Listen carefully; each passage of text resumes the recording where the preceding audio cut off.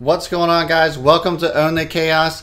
I appreciate you showing up again for another installment here. Wanted to kind of discuss what my strategy is when it comes to taking a loss. But before I do, I want to welcome to any of you who may be new to the channel. I hope that you stick around for the end of the video, as I always do on all of my live streams, open it up for live Q&A. It could be pertaining to the topic at hand or anything that's related to OTC trading. So thank you for joining me tonight so far. For those of you returning, welcome back. Glad to see you. Oh, okay. I just want to make sure I didn't have any comments, so I just wanted to make sure that I could see all of you. But anyway, so if you're returning again, welcome back. And as always, look forward to the Q&A. So go ahead and answer questions or ask away, and I'm going to go ahead and cover why it is that I decided to take a loss today. And that ticker symbol is on PAOG. I took a $400 loss on that particular stock. And I just kind of want to touch on a little bit why the whole diversity thing, right? So I took a $400 loss on that. It was an 18% loss at a $2,000 position. And so when I took the position, I took it because it was a sister company of RSII. That was one that I was covering, and I actually had disclosed to you guys that that was one to watch for the month of May. Catalyst came out on the RSII, and it was basically non-reactionary. The market didn't respond very well. It actually started to turn into a sell-off. I wanted to hold out on PAOG, and actually held out too long because I just wanted to see if there was any kind of correction that happened. It didn't happen yesterday. Today it was still continuing to downtrend, and so then I decided to go ahead and take out my position. Guys, I can't thank you enough. Ryan and Chicago Kenny for donating to my channel. I really do appreciate it. I always like to shout out those guys for those of you who are supporting my channel and just offering support. So so thank you for that. Ruben, here for the first time. Welcome, buddy. Glad you could join us. Hope you stick around for the Q&A. If you have any questions, ask away. So I'm going to go ahead and switch over here and just kind of go over PAOG. So I actually got into this at 0080, right around this time of, I think it was the 19th or so. I'd have to go back and watch it, but and check it out. But it doesn't matter. I know that I got in at 0080, and so again, this is the reason I was holding this, was because I was waiting for news to come out on RSII. Oftentimes, you can see that PAOG mirrors what RSII does, and they actually did that back in March when they had a catalyst for that as well. The reason, I mean, I don't know why, but it did not respond very well to the news. So RSII came out yesterday with the announcement of sales and distribution, as they said they were going to, and I was under the impression that this would increase the value, and I thought that it would increase the value. But oftentimes, you know, you have these folks that just historically sell the news, and it's kind of beyond me a little bit sometimes. And again, that's why we have that, why I have that diversity net, because I can you know, adjust accordingly. And you know, my $400 loss, it's still $400 that I could have had, but because I have so many other positions that are working out for me at this point.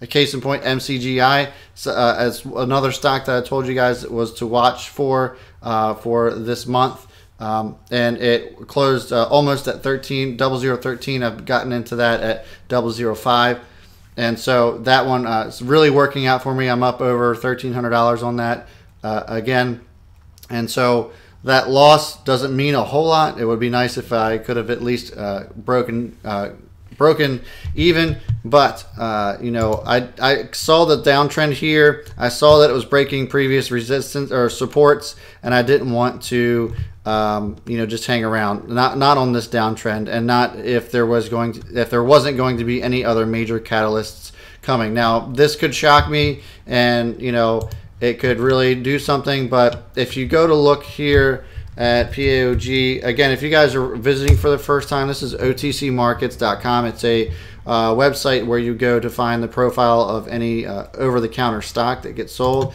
And if you go here, so they continued. This was news that came out for them earlier, and that's why I got into PAOG. But if you go to, it came out with other news.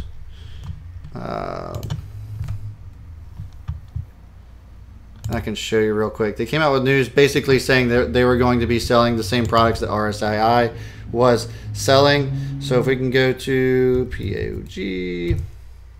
Again, this is another resource, guys, that you use for due diligence. This is Yahoo Finance.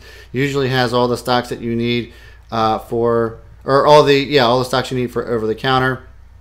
And it didn't do this one here, but if you go to their Twitter account, I should have been a little bit more prepared for that, guys, so I do apologize. But if you go to their Twitter account, they did announce that they were selling the same products as RSII, and I thought maybe that would even be a catalyst to lift it up a little bit, but turns out that it didn't actually, and you know, it is what it is. It's just one of those things that you just have to understand, you know, your own risk tolerances, and I just based off the charts, and it was breaking those supports yet again, and on a serious downtrend, and the catalysts weren't impacting the price per share at all.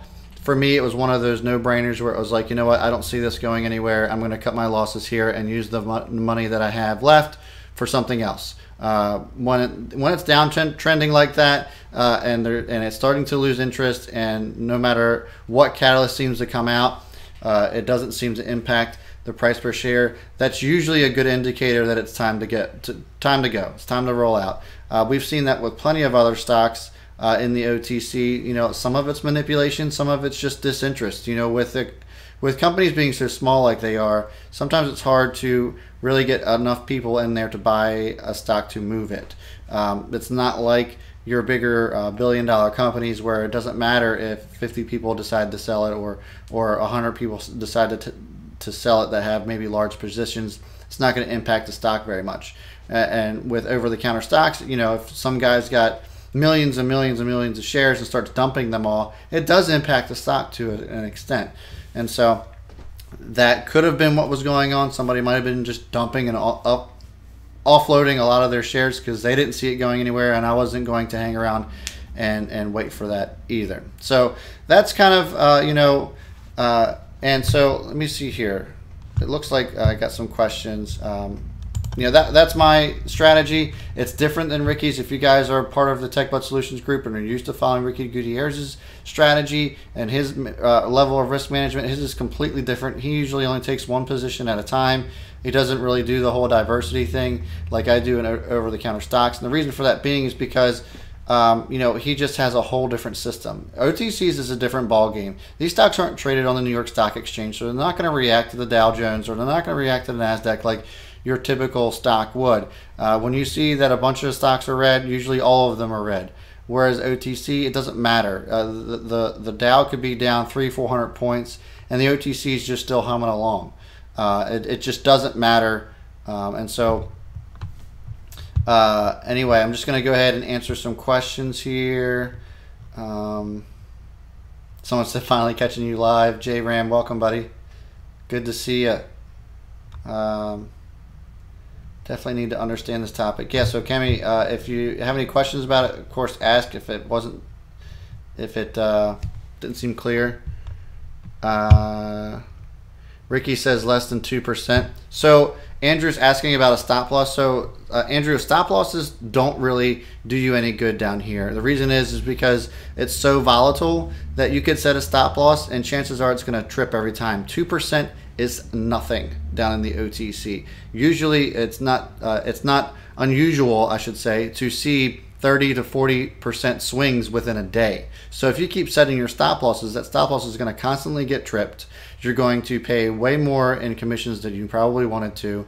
And you know, the other thing is that these market makers know when stop losses are set, so they will intentionally trip them in order to get shares at a lower price or manipulate the stock price or what have you. So I would not suggest using stop losses if you're looking to trade over-the-counter stocks. You set a mental stop loss is usually what I tell people. Set a price that you're not willing to have your position go any lower than, and sell that, stick to your plan, and then move on. There's always the next one. In my opinion, there's every day there's always one that you can make money on.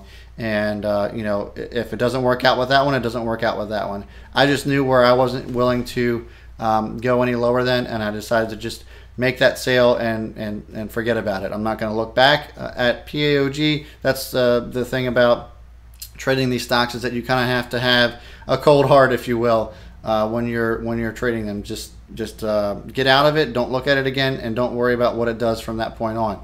Move on to the next stock, and you know, repeat cycle. So it's a very rinse and repeat, in my opinion. So somebody actually addressed the stop loss, but I wanted to get my own spin on it.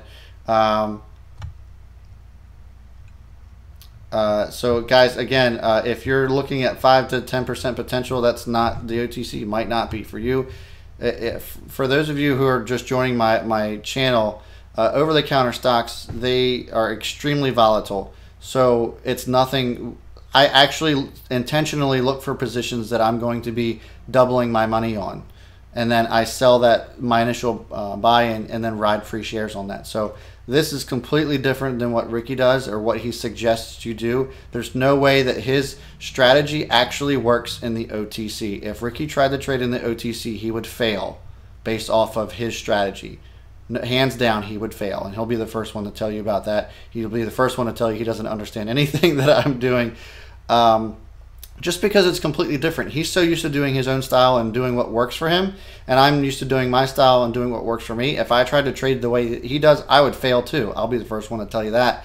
But that's the beauty of Techbuds-Solutions. That's the beauty of our network within Own the Chaos as well. Everybody has their own style, their own strategy, and there's even strategies within the OTC that work for some people that that doesn't work for me, and that's perfectly okay. But my whole job here is to just show you guys how I find success and how I, you know, react to a loss. So, okay. Looking at some more questions here. Brand new to OTCs, 2 days watching. I did find MEDH, 2 moves. Lately acquired. I'm trying to make sense of that. You're gonna have to give me. So Wade was asking about a specific ticker. You're gonna have to give me some more info on that. Somebody said we'll be watching you more often. Thanks, man. Appreciate it. KOSK. Can you shed some light? Yeah, I'm not sure about KOSK. I think they went through a reverse merger. Usually when they announce a reverse merger, it is never a good thing for OTCs, and it causes the stock to drop. So that's probably what happened there. KOSK wasn't one that I got into, so you don't quote me on it, but I'm pretty sure that's what happened with that. A reverse merger's never a good catalyst for stocks. It usually ends up driving the price down 50% or more, typically the day that it's announced. So it's not surprising that it came down. Do you think doubling it down will apply to OTC since it's a beast of its own? No, I wouldn't suggest that, especially if you're just starting out. You know, stick to your plan. If you're deciding that you want to get out, you know, sometimes you can add to certain dips, especially if you're waiting on a catalyst to appear. Some people might grow frustrated, and start to sell, and so you'll see that dip, and you could always add to that dip and increase your position if you strongly feel that there's a much more powerful catalyst coming, and it's not part of your plan to sell. You could do that, but with this instance in PAOG, catalysts came and then nothing happened, so then I decided to get out because I didn't see where there was going to be another catalyst coming to be able to support that stock. And again, it was downtrending, it was breaking resistances, and so I just wanted to go ahead and get out of it while I still could.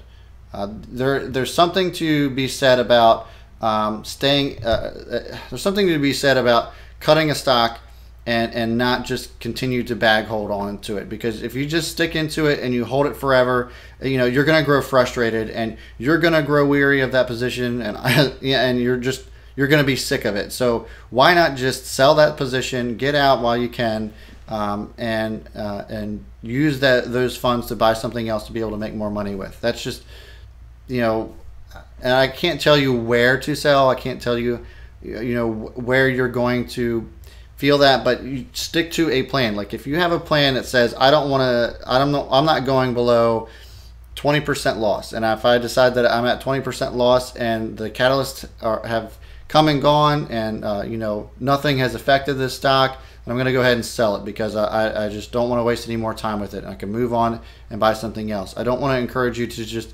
sell simply because you might be red on any given day. But if a catalyst is still, if you are making the plan based off of certain catalysts that are supposed to be coming or that you can see that are coming down the road, and you don't want to sell, and because maybe you're only down by a few percentage points, then don't. But the thing is that like oftentimes I've seen, and it all depends too. Like for example, LRDR came out with a PR that they were doing a reverse merger only on preferred stocks, but a lot of people only saw that all they saw was reverse merger. So then the stock started going very red. It dropped, I think, 50% on that particular day until everybody realized that it was only on preferred stock and it didn't affect their shares or their outstanding shares. And then the stock ran right back up almost 100% from where it was because people weren't paying attention. So that's why I always tell you to stick to your plan and follow the due diligence that you've done on your own and stick to that plan. Don't listen to anybody else. Don't follow what anybody else is doing. Stick to your own plan because that's the only way that you are going to be able to find success for yourself. Jason Harris, I appreciate the donation, buddy. I really do. Thank you very much. I lost 3K trying Ricky style. Got it all back Brad style. Awesome. That's great to hear.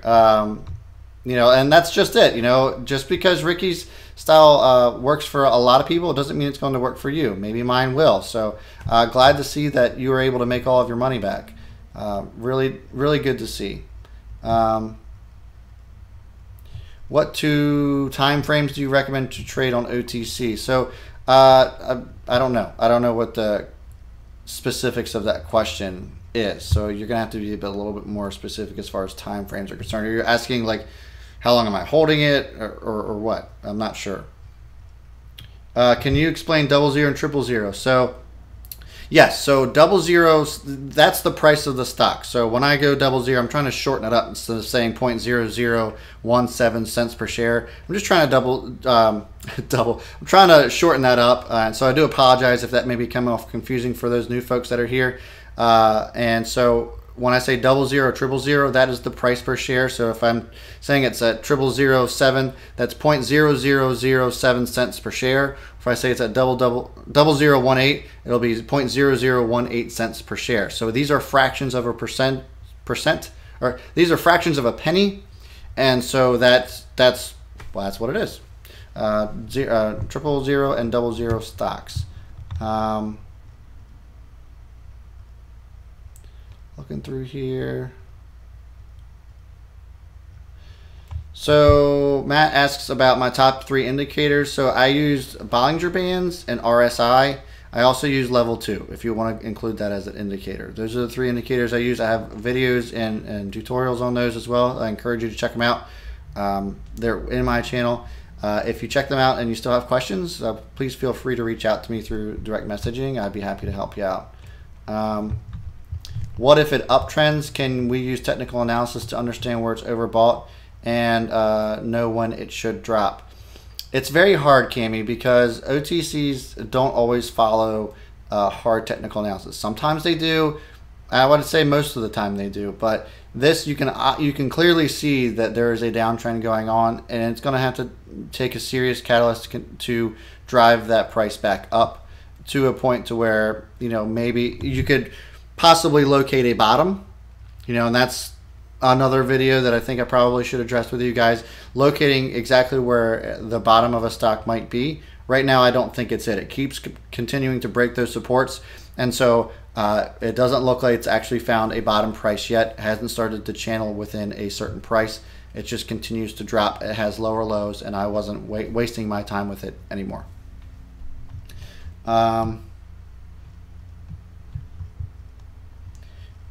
So there's a bunch of questions in here by one person. I don't want to answer them all because I'll be here forever, so I'll just answer one of them. Andrew, just to let you know that I am coming out with my own version of Learn, Plan, Profit, so stay tuned for that. Otherwise, I'd encourage you to just kind of check us out on Discord and go through some more of my videos. I go over a lot of basic stuff, so check it out. And again, if you have questions after going through some of the videos on my channel, you know, I'd be happy to help you out. All right, guys. Well, Julie asked a couple questions on particular stocks. I've heard of people following them. IGNE, DIRV. Those are ones that I haven't actually followed. So I don't know. You're gonna have, I think we're going to have to, when you're asking me about specific stocks, give me a little bit more information to go off of other than just a ticker, because if I'm not familiar with it, I'm not prepared enough to be able to give you an answer on it. So give me some context on it, and then I'd be happy to move forward with you on that as well. All right, guys. Well, that's all I've got for you. So a couple things I just want to address. If you are visiting for the first time and are not subscribed to my channel, and you learned something about tonight, please hit subscribe and that little reminder button so you get notified every time I go live, so you never miss a live stream. And like this video, if you have learned something valuable here, please give it a like. I would appreciate that very much.